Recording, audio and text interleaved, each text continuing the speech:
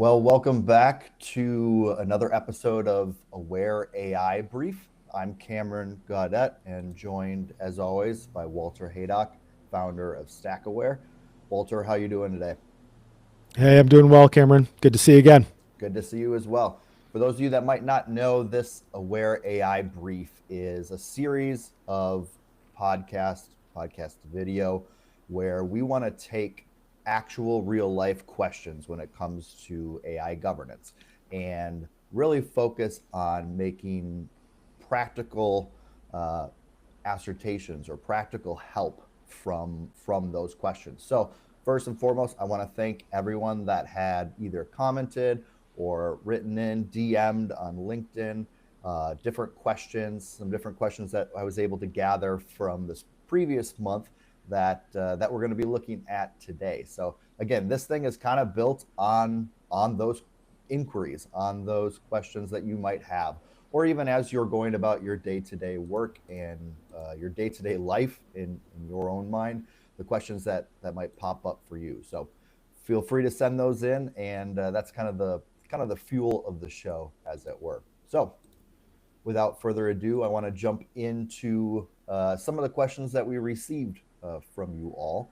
And I would say the first part of this is kind of what I would maybe term definition based, Walter. So I'm kind of dubbing this like a what does it mean category, right?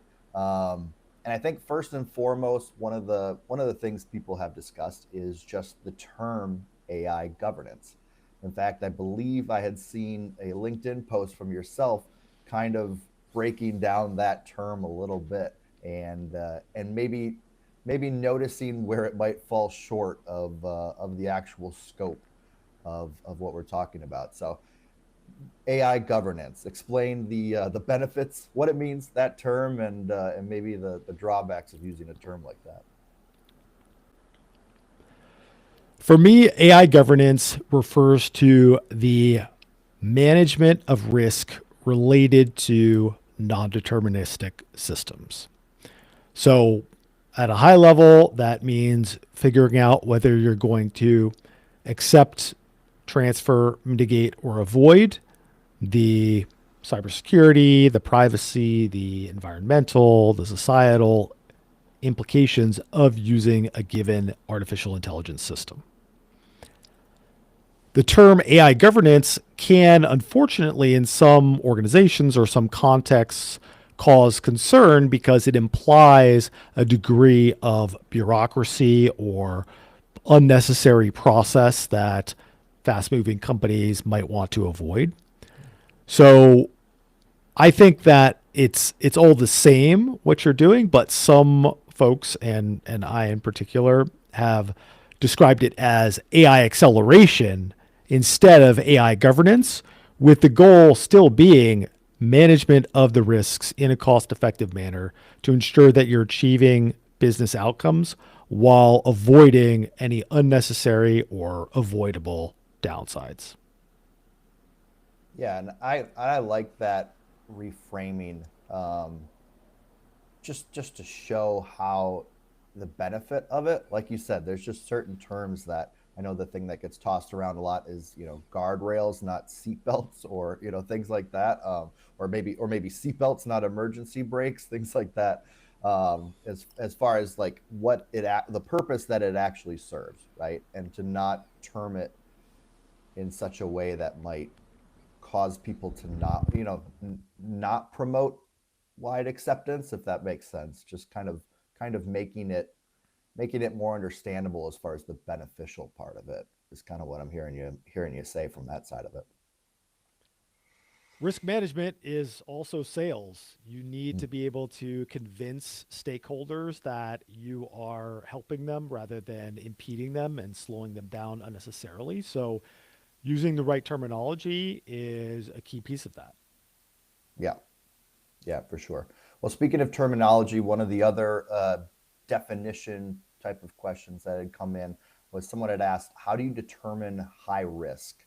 And maybe additionally, like who determines high risk for AI systems? There's the different categories, different regulation as it applies to the type of AI system that is in use, specifically from ISO 42001. So how is that determination made um, for high risk AI systems? The term high risk AI system by itself doesn't necessarily tell you that much, as you alluded to. Depending on jurisdiction, there are quite detailed definitions of what that might mean.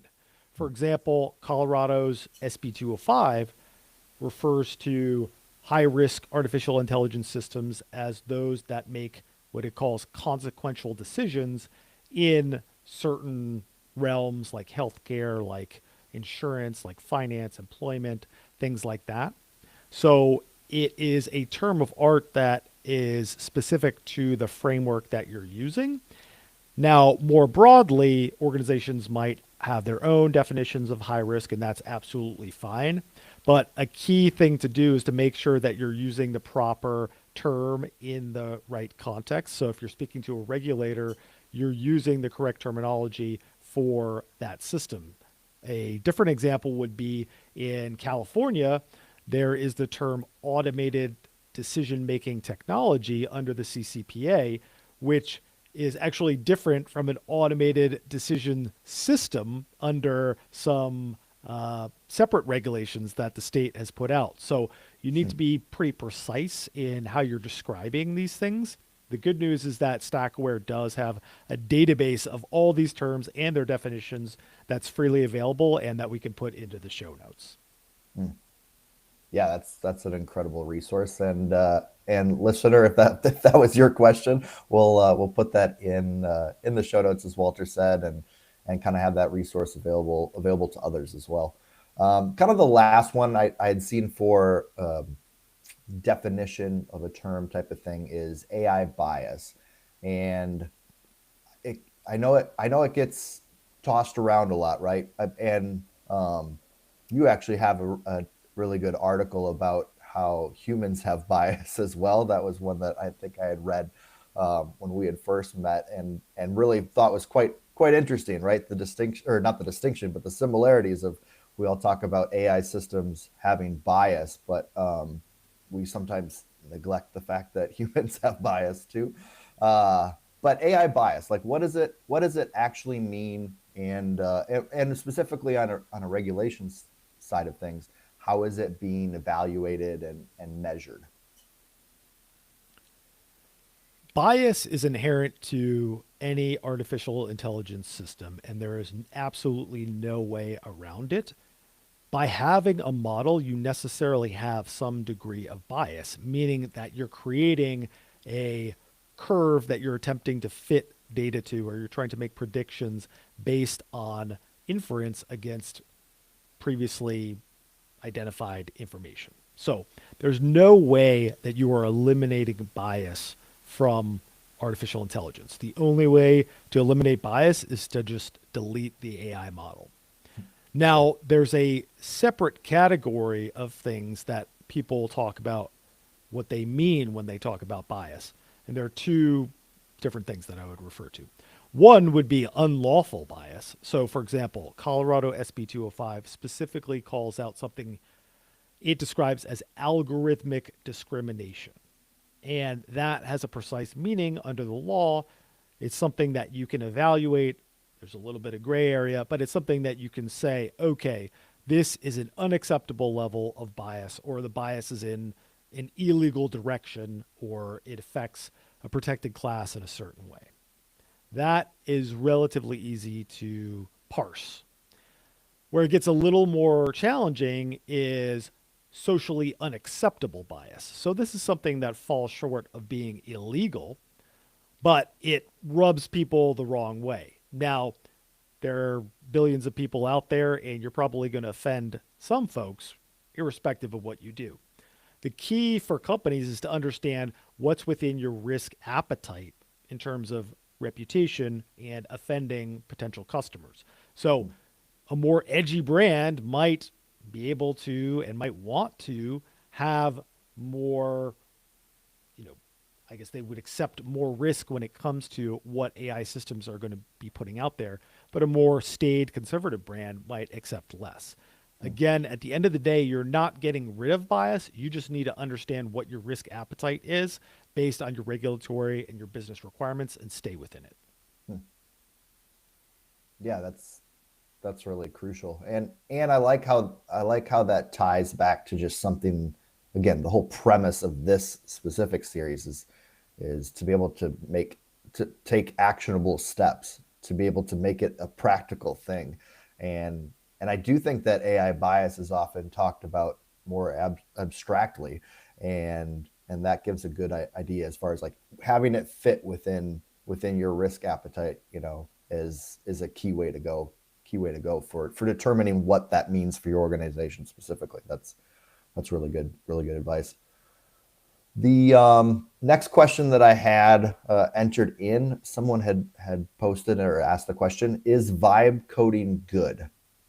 Which I liked. It was a pretty direct question. I don't know if we're the people to judge it, vibe coding's morality per se, but I think the intent being, like, do you see value in vibe coding, and maybe more specifically, how does it impact AI governance today, or even looking ahead potentially in the future, the vibe coding wave, as it were. Vibe coding is simply the next step in a series of technological advancements that we've seen over time. Now, if you want to go back, there was no coding, there still is. That kind of caused a little bit of an uproar where people were concerned about citizen developers creating their own automations and apps and things like that. Before that, high level languages like Python. Before that, low level languages focused more on interacting with hardware. Before that, there were vacuum tubes. Before that, punch cards. Before that, the printing press. Before that, there were papyrus scrolls. And before that, there were stone tablets. So you can kind of go back to the beginning of time and see a stated progression when it comes to technology and communicating information. Hmm. Vibe coding is the latest iteration there, and it certainly poses some risks. If you are not familiar with how to build artificial intelligence or just deterministic systems using AI, then it's probably easier to make mistakes, architectural flaws you could introduce, not having authentication where you should.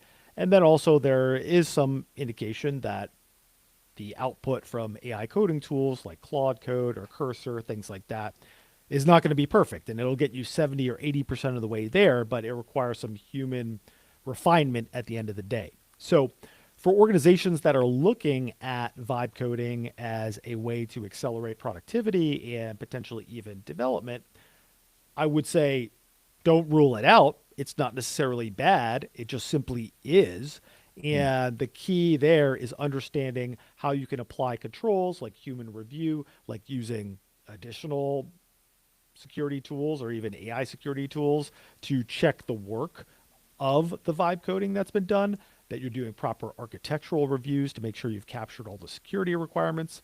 And then at the end of the day, making sure that it's cost effective and that you're not just spending a lot of time whipping up these pretty shoddy prototypes and then throwing them away quickly when it might have made more sense to take a more deliberate approach to building a system.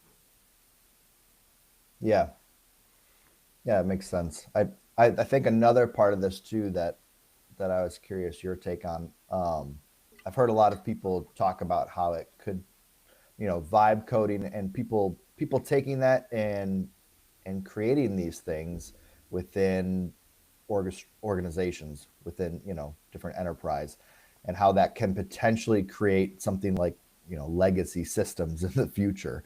I don't Is that something that you think is a valid concern, or something to be mindful of, maybe on the documentation? I just think of, like, you get a brilliant idea with somebody that knows how to do this vibe coding, and they institute a system in place at an organization. And then because they're so brilliant, because they know how to do this, they are then offered a job at organization B and leave, kind of creating almost that like legacy system type of environment, kind of spread throughout the wake. Vibe coding definitely creates a whole new series of risks. People have described The end of software as a service as a result of vibe coded apps and AI powered development being much cheaper and much faster. I'm not convinced, mainly because of the problem of maintenance. If you Mm, have an app that was developed through Cursor or Claude Code, something like that, and then the developer moves on to something else, changes jobs, forgets about what they're doing, you still have this piece of software that could still be running and business processes could be relying on it. So, having the right maintenance schedule in place for vibe coded apps is absolutely key. So, that means documenting what's been done, what were the business requirements, what were the security checks that were put into place, what the support policy will be, and what the end of life policy will be. So, in short, vibe coded apps can definitely help organizations move faster, but it can also create a maintenance drag on the business if you don't have a good plan in place. mm. Yeah, got it. All right, I wanted to move to a couple more questions that I wanted to get through here. Again, appreciate the questions. Keep them coming. Keep the interaction and really the practicality of this going. Um, One question was, where do you draw the line between decisions that may be automated and decisions that must retain like explicit human accountability? All decisions made by AI systems need to have a human that's accountable for them at the end of the day. It doesn't make sense to try to claim that, oh, the machine did it because they're just machines. With that said, there are levels of human involvement that are appropriate for AI powered decisions based on the use case. The most restrictive situation would be default deny, whereby nothing happens until a human approves the proposed action. That might be the right approach for highly sensitive situations where you're releasing confidential information, where you are making medical decisions, where you're making drone strikes, for example. That would be the highest sensitivity use case. The middle tier of sensitivity would be default allow with a human review window. So that would mean that a human has 4 minutes, 4 hours, 4 days, what have you, depending on the situation, to approve or deny the action. But if the human doesn't do anything, then it goes ahead and proceeds anyway. That would be appropriate maybe for social media posts or low brand impact announcements. The least sensitive use case would be post hoc review, whereby, say, on a monthly cadence, you go back and look at the decisions made by an AI system, and then you can tweak the guidance, you can tweak the parameters based on the outputs. So, for example, in a situation where you're updating network telemetry or you're routing packets based on artificial intelligence, you don't want a human in the loop on that because the implications of a bad decision aren't that substantial. So you'd want to go in after the fact and say, hey, how could we make this algorithm more efficient? So overall, the three types of human in the loop would be: one, default deny; two would be default allow with a approval window; and then three would be post hoc review. And which one is appropriate is going to depend on the use case. Hmm. Yeah. Yeah, I like that. And I think, maybe even specifically to the question, I think he answered it well by saying that, you know, all of these need to be, which, there is no line per se between human accountability, between automated systems or non-automated systems, right? It's more a level of, or more a matter of like to what level human in the loop is necessary. Um, the next question was more on the kind of compliance side of stuff. Somebody said, if I'm a CTO operating in multiple states, how do I build a compliance posture to survive continuing state legislation, federal regulation, when they all seem to have contradictory rules? And went on to say, how do you determine, maybe with that, how do you determine futile compliance chasing versus the risk of waiting, right? The risk of inaction. Especially in the United States, we have a very fragmented regulatory landscape when it comes to AI. And in some cases, there are explicit contradictions. For example, the White House released an executive order stating that they were going to challenge certain types of state laws, specifically calling out Colorado's SB 205, because the executive branch viewed these as improperly attempting to regulate interstate commerce. So we have a very dynamic situation in the United States where we've got conflict between the state and federal levels when it comes to AI regulation. Yeah. My recommendation would be to use a framework like ISO 42001, which allows you to process and ingest these varying requirements into an effective management system and use that to drive your AI risk assessment and your AI risk treatment plans to make sure that you're tackling the biggest challenges first. And you may need to accept some risk in certain areas. Hmm. Yeah, kind of a way to, I don't know, encompass all of it.